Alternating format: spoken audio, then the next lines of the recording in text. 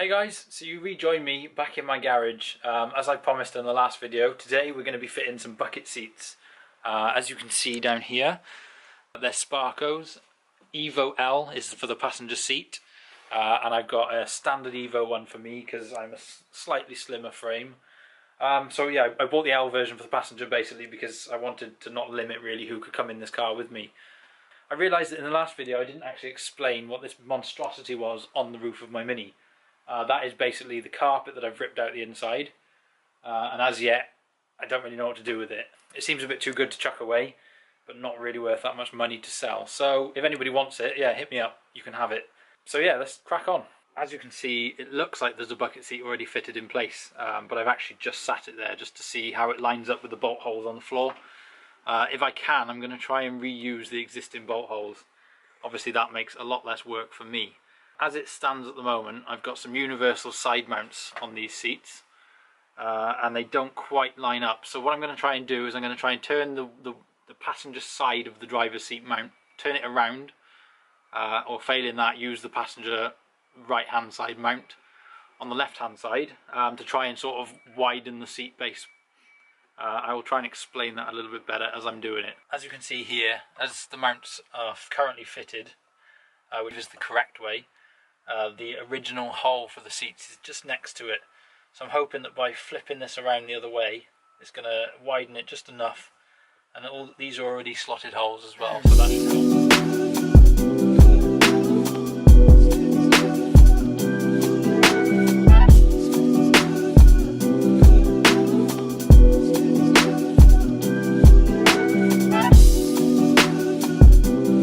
So by turning that, well actually this is the mount off of the passenger side seat.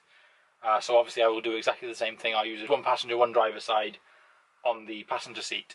So the width is now spot on with the original holes. As you can see down here, this one lines up, and I've also got the other back one in. But the issue that I've got now is actually you can just about see that hole there.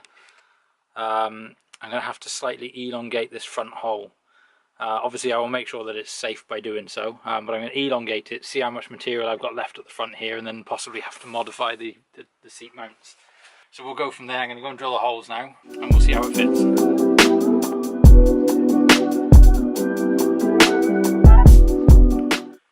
So it was a bit of a nightmare to drill them, to be honest. As you can see, that is the hole that I'm left with. I've just had a quick trial fit of the seats now, and I could do with this top extended piece to be slotted like it is originally, but I haven't got the correct tool in here to do that, so I'm going to have to just do that at a later date.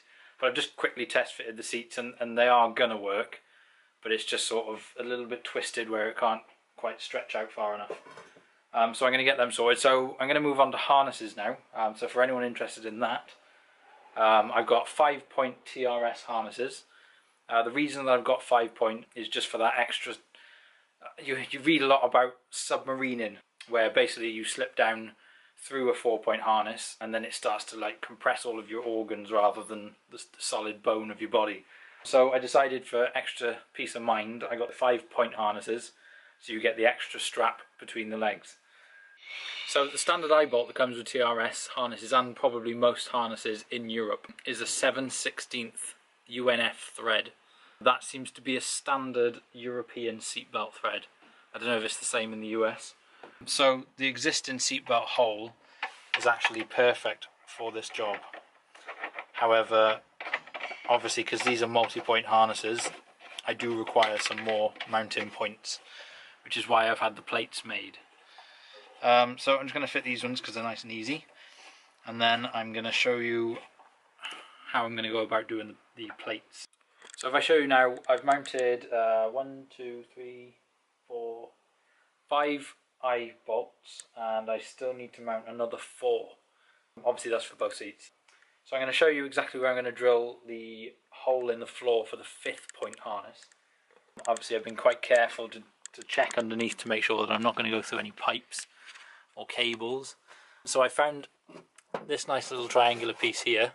Underneath here, running alongside here, are some brake pipes. So I'm alright if I fit it here. So I'm going to drill with a pilot hole and then a proper size 11.5mm that is. straight through, and then this will obviously be mounted underneath, and then the nut has been welded to it.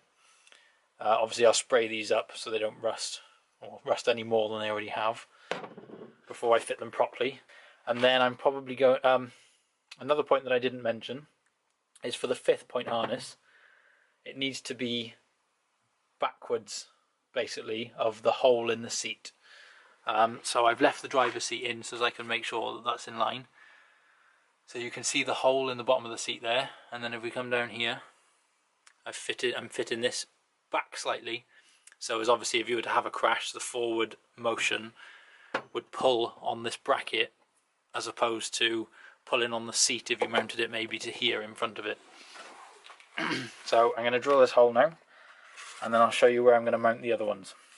So after careful consideration, I had to jack the back of the car up to see where this last eyebolt could go. As you can see, look, I've actually test fitted the driver's seat now, so that's all good. Obviously, as you can see though, it's missing this last harness. I have drilled the holes. If I show you where I drilled them, basically I've gone into the tunnel for the exhaust. I don't know if you can see that down there. Obviously I jacked the car up. I wanted to mount them sort of here so as I could share one eyebolt for the 2 seats. But it's a bit dodgy, there's loads of cables, fuel pipes, there's a fuel tank under here as well. So I thought it's probably better if we just go either side of the tunnel. So it's a few days later, both the seats are bolted in securely now. I was trying to avoid drilling holes in the floor, but unfortunately there was no other way that I could make it work. I had the mounts modified at the front, but the seats are actually wider at the front than they are the back, which obviously I should have measured that beforehand, but I didn't, so it's a bit of trial and error. I'm just sort of learning as I go.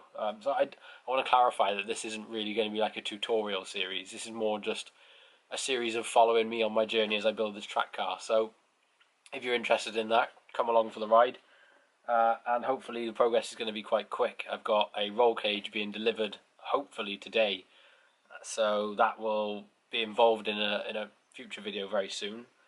As you can see from my intro video, I've still got quite a few parts left to fit to this car, so I'm going to try and just film them as I go and try and show you guys. If you can learn something from it, then that would be brilliant. But like I say, this isn't really a tutorial series. I don't want to be like claiming that I know everything and I know how to do it. I'm sort of learning as I go myself, so hopefully you enjoy those, and join me again for the next video, which will hopefully be fitting the adjustable top mounts on the front, and then after that it's probably going to be either roll cage or remove the engine. Haven't decided yet.